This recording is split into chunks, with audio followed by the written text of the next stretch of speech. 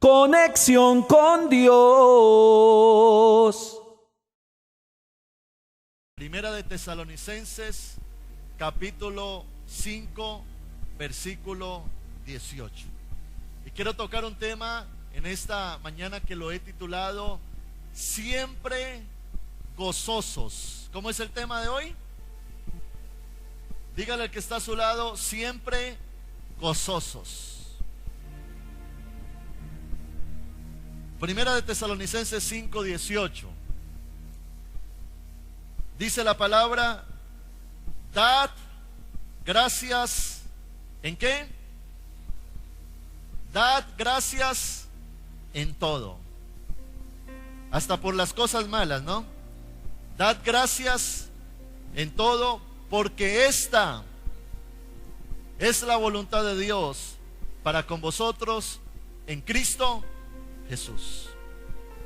¿Sabe que una de las cosas que Dios quiere hacer en la vida del cristiano es transformar nuestra tristeza en gozo, nuestro llanto en alegría, nuestro lamento en victoria, nuestra queja en optimismo y nuestro pesimismo en triunfo? Algo que Dios quiere hacer por medio de su palabra, de su presencia en nuestro interior, es que Dios no quiere que usted y yo vivamos una vida natural, sino una vida sobrenatural. ¿Y qué tiene que ver eso con mi vida cristiana? De que nosotros como seres humanos generalmente somos personas muy emocionales, somos personas que al ser expresivas muchas veces hablamos más de la cuenta y llegamos a ser también explosivos, es decir, reaccionamos cuando nos suceden cosas y muchas veces reaccionamos mal. Dentro de nosotros hay algo que son los sentimientos, las emociones, y Dios ha puesto todo eso dentro de nuestras vidas. Es natural, aún necesario, pero Dios no quiere que tu vida esté gobernada por tus emociones, porque las emociones están sujetas a lo que sucede a nuestro alrededor. Entonces, si te viene una mala noticia, la emoción reacciona con preocupación, tristeza, y allí es cuando nuestra boca se convierte en un parlante del corazón, al ser nosotros reactivos. Y muchas veces entonces lo malo que vemos lo declaramos con nuestra boca. Y allí es cuando, si nos molesta lo que ha llegado a nosotros en el momento, entonces explotamos. Y allí es donde viene la ira, el enojo, las malas palabras. Y ese es un problema que Dios ha querido manejar con su pueblo. Desde la antigüedad, Dios va en contra de aquellas actitudes incorrectas que ha encontrado en su pueblo. ¿Recuerda usted cuando Dios saca al pueblo israelita de Egipto, de la cautividad? Ellos allá estaban esclavos, no eran dueños de nada, tenían una ración de comida muy limitada cada día, vivían prácticamente en unas chozas, y Dios se aparece por medio de Moisés y los libera, dándoles una palabra, una promesa. Les dice, voy a sacarlos de Egipto y los voy a trasladar a la tierra prometida, al lugar de la bendición, a la tierra de la prosperidad. Cuando Dios los saca por medio de milagros sobrenaturales. Recuerda usted las 10 plagas que cayeron sobre Egipto. Luego se abre un mar en dos. Luego viene una nube que los cubre del sol. En la noche hay una columna de fuego que los guarda del frío.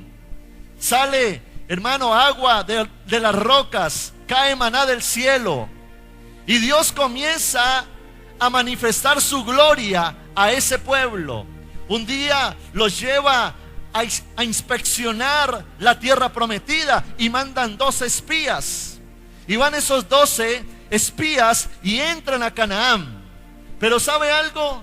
Ese pueblo era un pueblo muy emocional, muy reactivo, muy explosivo. Y Dios los saca de una promesa, con una promesa, pero aunque ellos estaban con una promesa, aunque ellos habían visto la tierra prometida, eran muy emocionales, muy humanos. Entonces el día que hacía calor, salían diciendo: ¡ay, qué calor que está haciendo hoy! Por lo menos en Egipto, aunque teníamos una chocita, teníamos techo. Cuando parecía lloviendo, ¡ay, otra vez lloviendo! Allá por lo menos en Egipto nos cubríamos para que no nos mojáramos. Ese día que se levantaban con el pie izquierdo, salían y miraban el polvo del desierto y decían: ¡ah, este polvero! En su boca había queja, en su boca había renegar hacia Dios. Y aunque habían visto milagros, cosas sobrenaturales, aunque habían visto la tierra prometida, llegaron diciendo: no, eso allá no es para nosotros. Eso hay gigantes, hombres de guerra, allá hay ejércitos conformados, allá hay ciudades establecidas, vamos a entrar allá y nos van a matar. ¿Para qué nos trajeron acá? ¿Para morir? Palabras incorrectas. Y ese pueblo era un pueblo que en medio de esa realidad que estaban viviendo se quejaban, murmuraban, reclamaban, eran ingratos. Mire lo que significa la palabra queja. La queja es un resentimiento o disgusto que se tiene por la actuación o el comportamiento de alguien. ¿Cuántas veces nos hemos quejado ante Dios? Este pueblo se quejaba. Y hay veces hasta decimos: ¿dónde está Dios? Dios es un Dios injusto. Y muchas veces caemos en la murmuración. Mire lo que significa murmurar. Murmurar es un comentario que se hace de una persona que no está presente, tratando de que ésta no se entere y con la finalidad de hacerle daño o de molestarla. Ese pueblo israelita dialogaban entre sí y uno le decía al otro: ¿sí ves dónde nos trajo Dios? A un polvero. Y el otro decía: verdad, y estoy aburrido de comer maná. Y el otro decía: ah, qué jartera este calor. Y el otro por allá decía: yo no sé qué le pasa a Moisés. Murmuración. Y la murmuración se expresa también con un reclamo. Y esa palabra reclamo significa expresar una oposición, una inconformidad, disgusto por un asunto que se considera injusto o insatisfactorio. Ese pueblo de Israel no veía lo bueno, veía lo malo. No veían que ya no estaban esclavos, que ya no tenían que trabajar jornadas quizás de 18 horas diarias. No veían la manera milagrosa en que Dios les proveía, les daba, les suplía.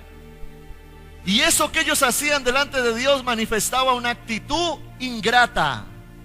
¿Y sabe qué significa ingratitud? Es uno ser desagradecido. Ahora debemos de entender usted y yo que en la vida cristiana la queja, el reclamo, la murmuración, la ingratitud molestan y ponen bravo a Dios. ¿Sabía usted eso? Si usted quiere ver bravo a Dios, quéjese. Si usted quiere ver bravo a Dios, murmure.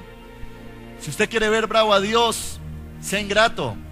Si usted quiere ver bravo a Dios, desarrolle estas actitudes incorrectas. Mire lo que dice de lo que Dios pensó del pueblo israelita en el desierto. Está en el libro de Salmos, capítulo 95, versículo 10 y 11. Dice la palabra: 40 años estuve disgustado. ¿Qué es lo que disgusta a Dios? Precisamente la queja, murmuración, reclamo, ingratitud. Dice: estuve disgustado con la nación y dije: pueblo es que divaga en su corazón. Porque una persona que manifiesta esas actitudes es una persona que divaga. Dice: y no han conocido mis caminos. Por tanto, dice Dios, juré en mi furor. Dios estaba bravo. Juré en mi furor que no entrarían en mi reposo. Es decir, a causa de tu ingratitud, a causa de tu queja, la palabra que te di en ti no la voy a cumplir. Tremenda esa palabra de parte de Dios. Y es cuando usted y yo tenemos que reflexionar, porque ahora usted y yo somos el pueblo de Dios. Hemos recibido promesas de Dios. ¿Cuántos de ustedes han recibido una promesa de parte de Dios? O varias. Gloria a Dios. Pero ¿qué hacer mientras tanto que se cumple la palabra? ¿Qué hacer? ¿Acaso tomar la actitud de esos israelitas que se quejaban, que murmuraban, que reclamaban, que eran ingratos? ¿Sabe algo? Contrario a eso, Dios quiere que usted y yo tengamos con Él una relación basada, primero, en la fe, segundo, en la paciencia, y tercero, en la perseverancia. Diga conmigo eso: fe, paciencia, perseverancia. De nuevo, fe, paciencia, perseverancia. ¿Qué es la fe? Fe es creer lo que Dios dijo. ¿Qué es fe? Sencillo. Fe es creer lo que Dios dijo. Ese pueblo israelita, si hubiese creído lo que Dios dijo en el momento del desierto, hubiesen dicho: esto es temporal. Porque si estás viviendo algo contrario a la promesa, lo que estás viviendo ¿es qué? Temporal. Si Dios te ha dado una palabra, confía en que Dios cumplirá sus promesas. Fe, que es la certeza de lo que se espera, la convicción de lo que no se ve. Diga conmigo: fe es certeza, y certeza es seguridad. Si Dios te da una palabra, tienes que dar por hecho que esa palabra se va a cumplir. Es una certeza, es seguridad. ¿Recuerda usted la vida de Abraham? Dios lo saca de su familia, tenía 75 años. Y dice que Dios le da una palabra a él de que va a ser el padre de una nación. Pero resulta que a los 75 años no tiene ni un hijo. Su esposa estéril. Y no solo era estéril, sino que ya había sobrepasado la edad fértil en su cuerpo. Pero vemos a Abraham quejándose.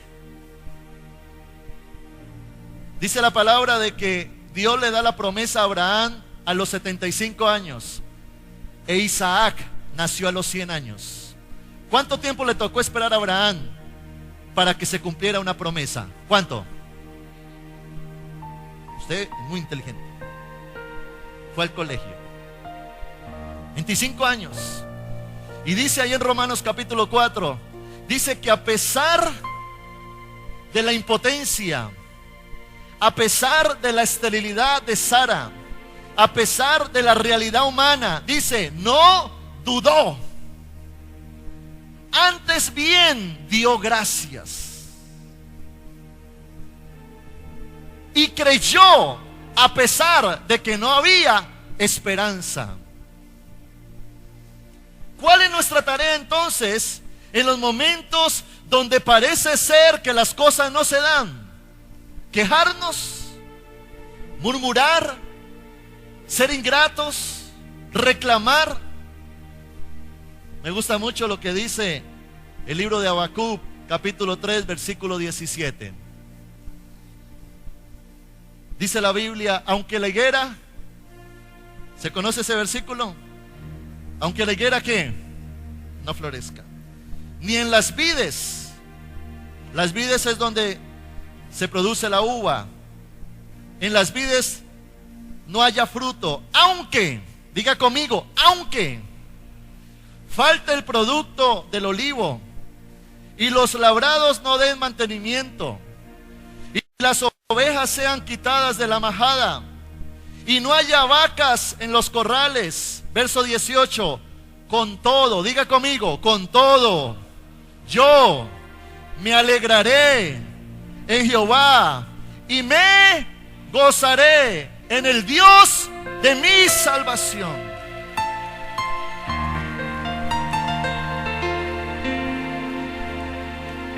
Versículo 19.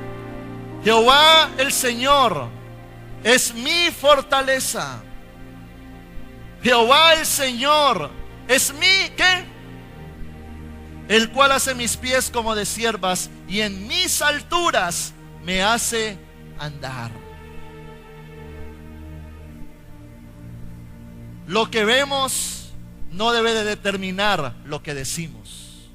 Eso es lo humano. Lo humano es que lo que yo veo lo digo.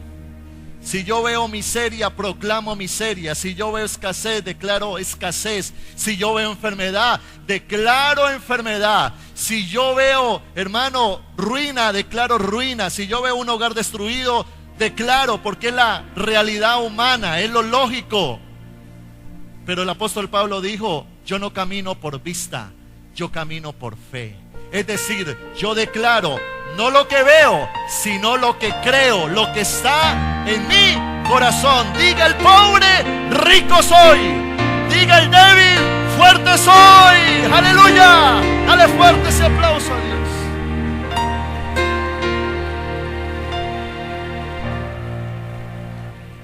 Entonces, ¿Dios qué quiere? Un pueblo que crea.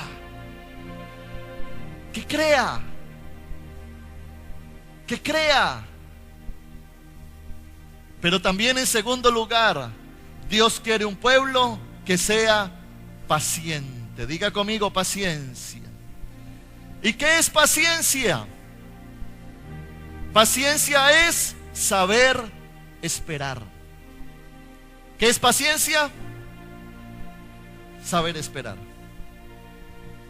Muchas veces, al nosotros no ver que las cosas pasan ya, nos desesperamos. Y el desespero es una emoción que si me controla determina lo que yo diga. Entonces, como soy impaciente, ese pueblo israelita, como no entró ya a Canaán, declaraba lo que veía: polvo, desierto, sol, frío, un alimento básico. Nos lleva a hablar, pensar, actuar incorrectamente. Y eso nos lleva a ofender a Dios. Por eso el apóstol Pablo en Filipenses capítulo 4 versículo 6 dice la palabra: por nada estéis afanosos. ¿Por nada estéis qué? ¿Cómo inicia el versículo?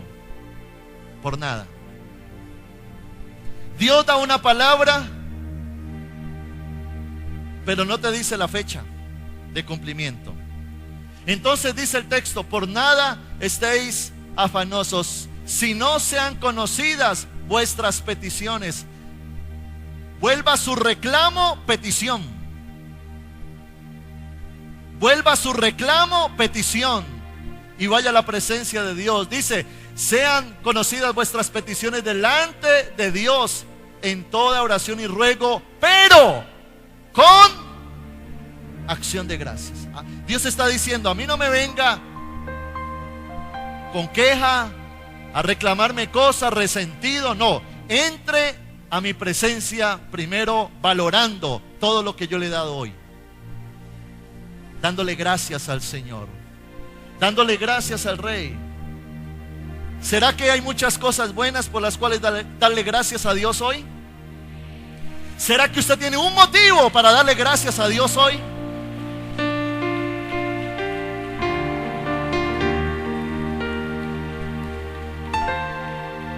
Debemos de entender que hay cosas que Dios quiere hacer con nosotros, pero llevarlas a cabo toma tiempo. Un día un hombre se propuso crear un mariposario. Entonces el hombre dijo: voy a crear un mariposario, voy a distribuir mariposas, voy a cogerlas desde que son gusanito para que luego se conviertan en mariposa y las voy a vender. Usted sabe el proceso de la mariposa. Primero es un pequeño gusanito y con el tiempo el gusanito emite una baba. Entonces esa baba cubre su cuerpito y se endurece y se convierte en un capullo. Al tiempo, el capullo se rompe, se desquebraja y sale la mariposa. Entonces el hombre, como se propuso crear todo el mariposario, conoció todo el proceso de evolución, de transformación de gusano a mariposa. Pero él notaba de que en el momento en que era capullo, la mariposa sufría como una crisis porque ella quería romper el capullo y él veía como que la mariposa sufría y como que le costaba mucho romper ese capullo. Entonces él dijo: les voy a ayudar para que esto sea más rápido. Entonces cuando era capullo, él comenzó a romper el capullo para que así saliera la mariposa. Pero él se dio cuenta de que cuando la mariposa salía, no podía volar porque estaba muy débil. Entonces venían otros animales y la mataban y se la comían. Y él entendió que aunque el proceso de transformación era doloroso para la mariposa, era necesario, porque en el momento en que quería romper su capullo, era el momento en que sus alas se hacían más fuertes. Y de esa manera se fortalecía para que cuando saliera del capullo pudiera volar. ¿Qué significa eso, iglesia? Hay procesos en nuestra vida que es necesario que sean dolorosos. De hecho, crecer duele. Y son procesos que cada uno de nosotros los tenemos con Dios. Porque si Dios te quiere preparar para algo mayor, necesita formar en ti lo necesario para saber manejar y sostener la bendición de Dios. Y no podemos pretender acelerar esos procesos, porque si lo pretendemos acelerar, entonces no vamos a entrar a poder sostener todo lo que Dios nos quiere entregar. Y allí es cuando tenemos que entender los procesos de Dios y desarrollar en nuestro carácter algo que se llama paciencia. Diga conmigo, paciencia. ¿Y qué es paciencia? Diga, saber esperar. Nosotros debemos de vivir los procesos, pero también valorar el presente. Alguien dijo algo muy sabio: lo único importante en la vida no es llegar, sino disfrutar el camino. Dígale eso al que está a su lado: lo único importante no es llegar, sino disfrutar el camino. Porque si tú disfrutas el camino, entonces en tu boca va a haber gratitud. Por lo tanto, algo que debemos desarrollar en nuestro interior es paciencia y complacencia. Paciencia y complacencia. ¿Qué significa eso? Complacencia es disfrutar tu presente. Paciencia es esperar la promesa y el cumplimiento de Dios en tu vida. Démosle un fuerte aplauso al Señor.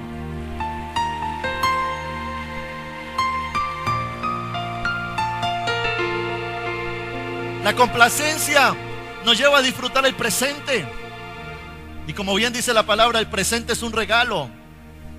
El tiempo que estás aquí es un regalo de Dios para ti. Ahora quizás salgas a tu casa, no sé, a almorzar, a estar con tu familia. Tenemos que aprender a valorar el hoy. El hoy. Porque ayer ya pasó, mañana no existe. Hoy es el día para disfrutarlo, para valorarlo y para darle gracias al Señor. Pablo fue una persona que en su vida desarrolló una madurez espiritual. Y creo que ese nivel de madurez es el que Dios quiere que usted y yo desarrollemos. Mire lo que dice Filipenses capítulo 4, versículo 12. Filipenses 4:12, dice la Biblia: sé vivir. ¿Cómo inicia el versículo? ¿Sabe que hay que aprender a vivir? Hay que aprender a vivir esta vida. Y Pablo dice, sé vivir humildemente y sé tener abundancia. Humildemente y tener abundancia en todo y por todo estoy enseñado. Es decir, que Dios lo formó así para estar saciado como para tener hambre, así para tener abundancia como para padecer necesidad. Es decir, el gozo en el interior de Pablo no dependía de su exterior. Eso es duro, es difícil, pero Dios lo forma en nosotros.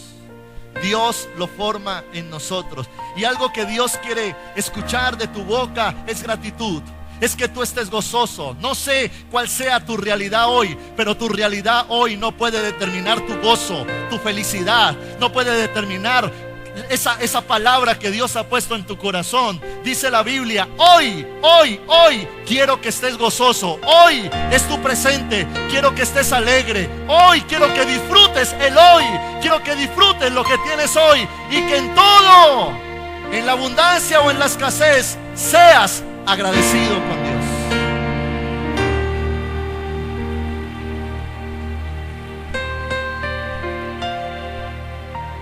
Por lo tanto, no seamos reactivos. Una persona reactiva es una persona que no procesa lo que dice, lo que ve lo declara. Como una grabadora, graba y dice.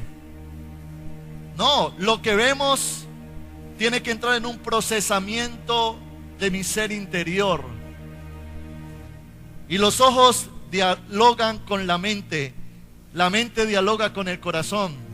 Y el corazón le dice a la mente, hay una promesa de Dios para ti. La mente razona y dice, hay muchas cosas que tienes positiva hoy. Y le dice a los ojos, entiende que hay cosas mejores para disfrutar. Y ahora sí se le habla a la boca y dice, declara lo que realmente eres. Levante su mano derecha y diga conmigo, mi vida es muy bendecida. Mi vida es muy bendecida. Mi vida es muy bendecida. Dale un fuerte aplauso al Señor.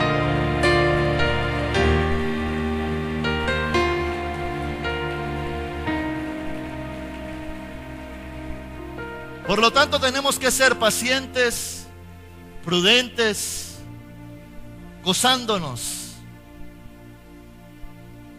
Hay algo que el libro de Santiago lo llama algo muy difícil de manejar, y es la lengüita.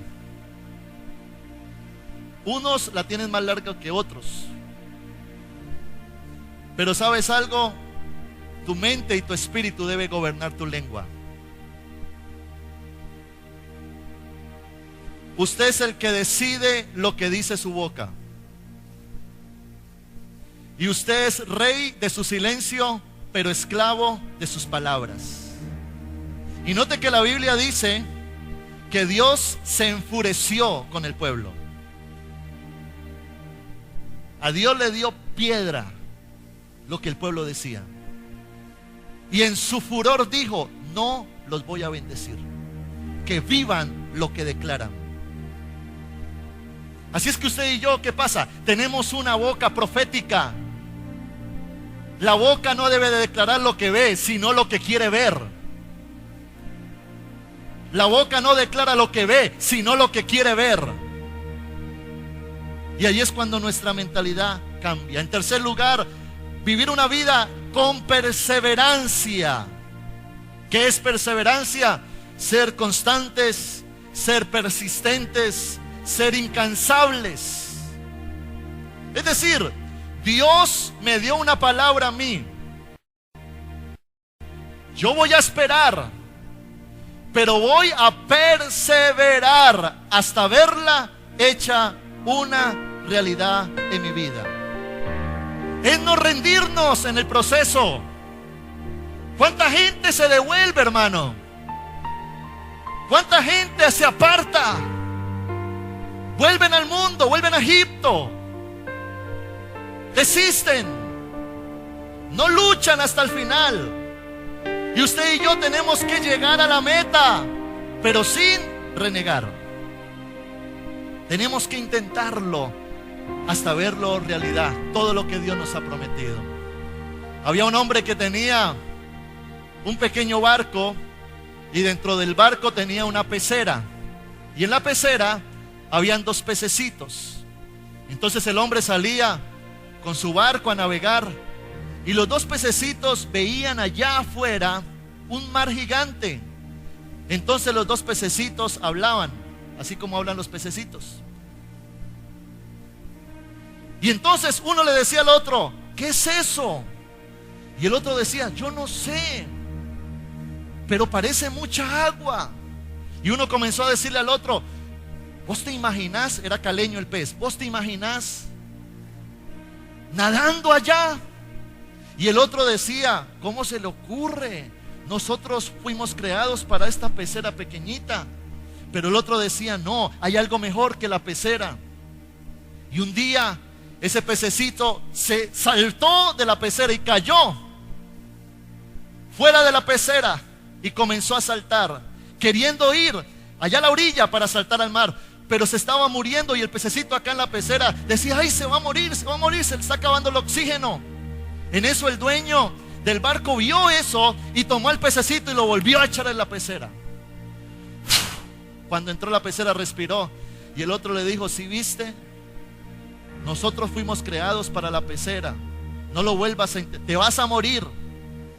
Pero ese pececito dijo: no, yo nací para vivir en el mar. A los pocos días ese pececito se volvió a tirar, comenzó a saltar en la proa, comenzó a saltar hasta que ¡pum!, se tiró al mar. Y ese pececito cayó en el mar y comenzó a disfrutar de ese mar abierto hasta que vio que el barco se estaba alejando y la pecerita se veía al fondo. Pero este pececito que ahora estaba en el mar abierto dijo: vale la pena intentar ser mejor. Y algo que usted y yo tenemos que hacer es no conformarnos, no adecuarnos al mundo que el diablo nos quiere establecer. Los límites en la pecera. ¿Sabía usted que cuando meten a un tiburón pequeño en una pecera, el tiburón crece solo hasta el tamaño que le da la pecera? El tiburón tiene esa cualidad. Si usted lo tira a mar abierto, él se desarrolla y crece metros. Pero si usted lo pone en una pecera, él crece hasta donde le da los límites los vidrios. Satanás ha querido ponerte límites, encerrarte, limitarte. Pero usted y yo nacimos para cosas mayores. Usted y yo nacimos para ser águilas, personas de bendición, personas de avanzada. Y vamos a perseverar hasta ver cumplidas las promesas de Dios. Todas las promesas de Dios.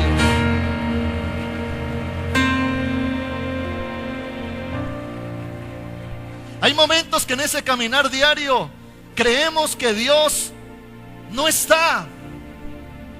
Seguramente usted ha vivido momentos en la vida donde usted dice: ¿dónde está Dios?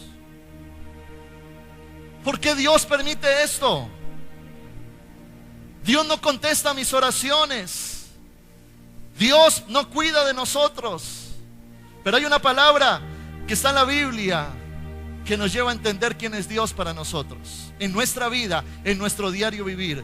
Está en Isaías capítulo 49, versículo 15 al 16. Isaías 49, 15. Dice la palabra: ¿se olvidará la mujer de lo que dio a luz para dejar de compadecerse del hijo de su vientre? Aunque lo olvide ella, dice Dios, yo nunca me olvidaré de ti. He aquí que en las palmas de las manos te tengo esculpida, delante de mí están siempre tus muros. Esta es una palabra que usted y yo debemos de recibir en el Espíritu y creer. Porque hay momentos que en nuestra vida no entendemos el porqué de las cosas. El pueblo israelita, cuando entra al desierto, no sabía cuánto tiempo iba a durar en el desierto. Hoy nosotros sabemos que fueron 40 años. Ellos no sabían el tiempo. Ninguno de los hombres de Dios sabía el tiempo del cumplimiento, pero sabían que Dios estaba allí. Y te quiero decir algo, Dios está contigo aún en el desierto. Cuando tú lloras, Dios llora contigo. Cuando a ti te duele algo, Él se duele contigo. Pero en su perfecta voluntad, Él sabe que es necesario los procesos y el esperar. Pero allí es donde Dios te trae una palabra y te dice: persiste, porque yo no miento, dice el Señor. Él ha prometido estar con nosotros hasta el final, hasta el fin del mundo. Pero Él quiere que usted y yo en el proceso seamos fieles. Una de las personas que es ejemplo de crisis fue Job. Y Job, después de tenerlo todo, lo pierde. Y no solo fue afectado en un área de su vida, sino en todas. Pierde lo económico, pierde los hijos, pierde su salud. Pero me impacta la madurez de Job, porque Job dice: Dios dio, Dios quitó. Bendito sea el nombre del Señor. ¡Wow! Dios dio, Dios quitó. Y hay un texto del libro de Job, capítulo 13, versículo 15. Dice Job: he aquí, aunque Él me matare, en Él esperaré. No obstante, defenderé delante de Él mis caminos.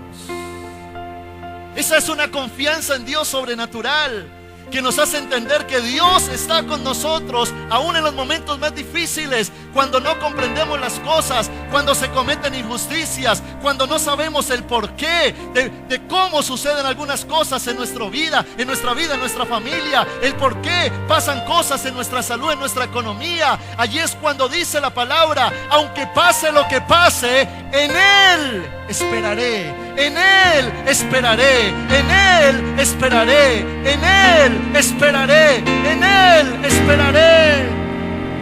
¡Aleluya!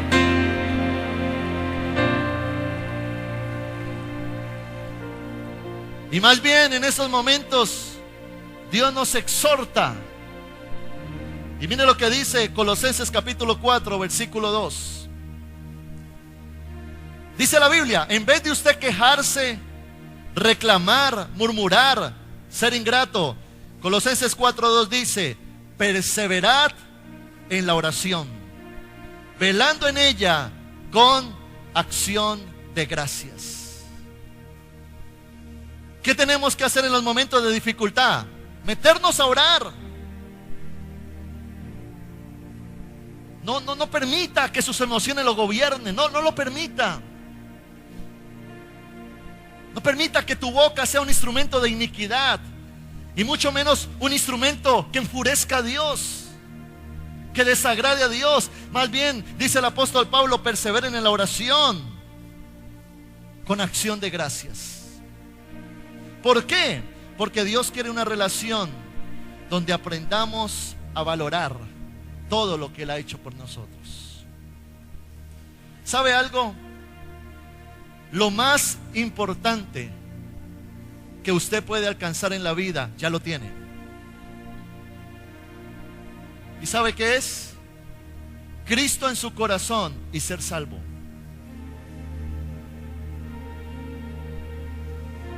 Lo más importante en su vida ya lo tiene. Y si es lo más importante, ya tengo un motivo muy grande para dar gracias. Dios quiere una relación con el hombre donde el hombre aprenda lo que es gratitud. Cuando usted y yo entremos a la relación con Dios, Dios quiere que seamos agradecidos. Por supuesto, es difícil dar gracias en un momento de crisis. Dar gracias cuando me acabé de chocar. Dar gracias cuando me vino una crisis en mi hogar. Dar gracias cuando estoy enfermo.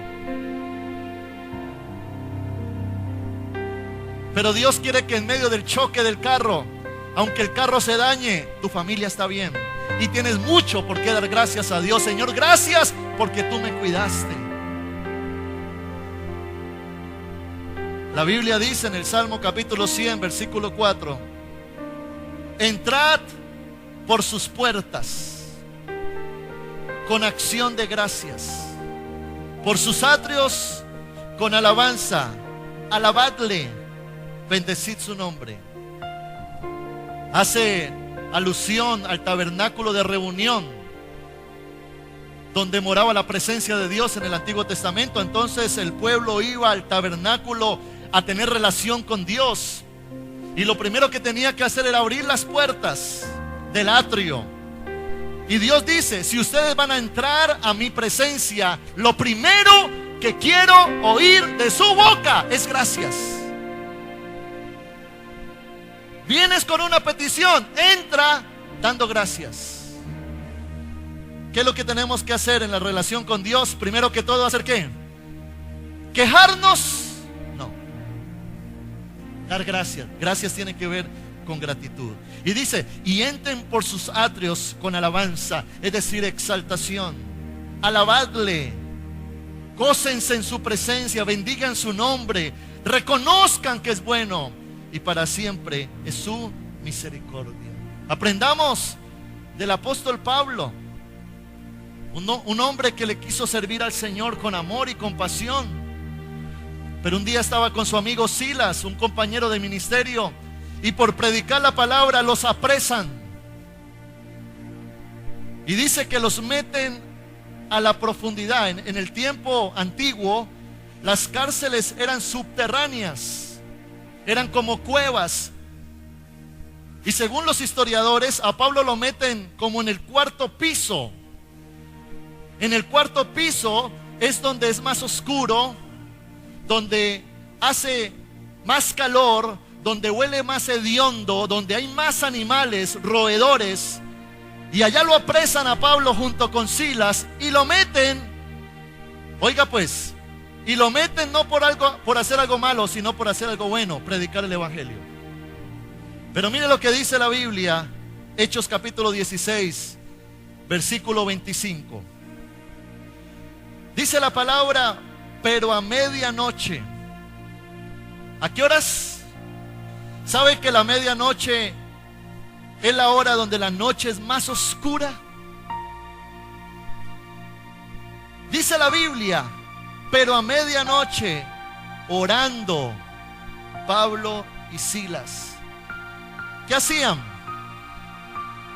Cantaban himnos a Dios, y los presos los oían.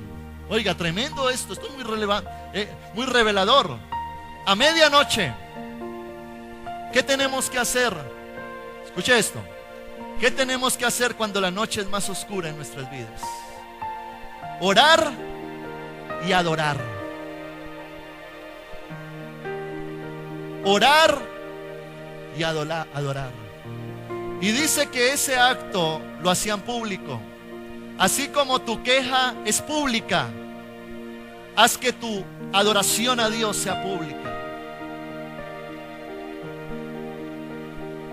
¿Sabe qué pasó en ese momento? Dice que mientras ellos oraban y adoraban, la tierra tembló. Y vino un ángel, rompió las puertas, quitó las cadenas y los sacó en libertad. Cuando tú oras y adoras, lo sobrenatural se manifiesta. ¡Aleluya!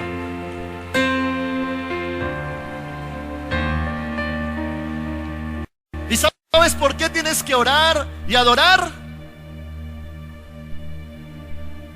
Porque a pesar de la dificultad que podamos atravesar, siempre Dios nos dará la victoria. Siempre. Mire lo que dice la Biblia en 1 Corintios capítulo 15, verso 57. Dice Pablo: mas gracias sean dadas a Dios, que nos da la victoria por medio de nuestro Señor Jesucristo. Dios te dará la victoria en medio de la realidad que puedas estar atravesando hoy. Vine a decirte de parte de Dios que Dios te dará la victoria con tus hijos. Dios te dará la victoria en tu matrimonio. Dios te dará la victoria en tu economía. Dios te dará la victoria en todo lo que puedas estar atravesando.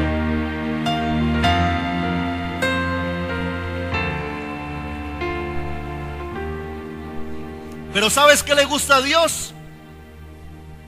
Que le demos gracias anticipadas. Sin haber obtenido la victoria, dar gracias. Gracias porque mi familia es salva. Gracias porque este año lo terminaré en victoria. Gracias porque soy sano en el nombre de Jesús. Eso es lo que Dios quiere. Que usted y yo demos gracias. Porque nosotros damos gracias no por lo que vemos, sino por lo que creemos. Y lo que creemos es lo que Dios ha dicho y ha puesto en nuestro corazón. Es el momento, iglesia, de renovar nuestra mente y de decirle al Señor: Señor, yo quiero adorarte, quiero glorificarte y quiero que mi boca sea una boca de bendición. Póngase de pie, vamos a orar. Conexión con Dios.